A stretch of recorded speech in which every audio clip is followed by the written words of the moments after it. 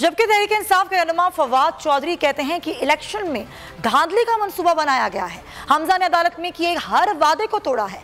PTI उम्मीदवार पर मुकदमात बनाए जा रहे हैं। हर कोशिश के बावजूद तहरीक इंसाफ पंजाब के तमाम मुकाबले जीतेगी। 22 जुलाई को पंजाब से हमजा की हुकूमत खत्म हो जाएगी। पंजाब इलेक्शन जीतने के बाद आम इंतखाबात की जानिब जाएंगे। वन साइडेड इलेक्शन है। ये 20 की 20 सीटें जो हैं वो पीटीआई की हैं और चंद सीटें अगर कोई आज़ाद उम्मीदवार जीत जाएं तो जीत जाएं।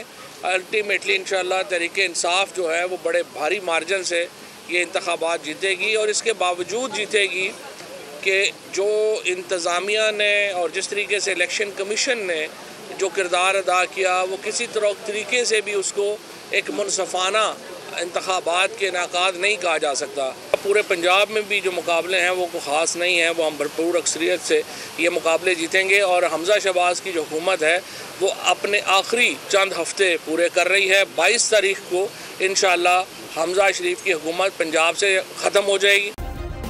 सब्सक्राइब करें और बेल दबाएं ताकि कोई खबर रह न जाए।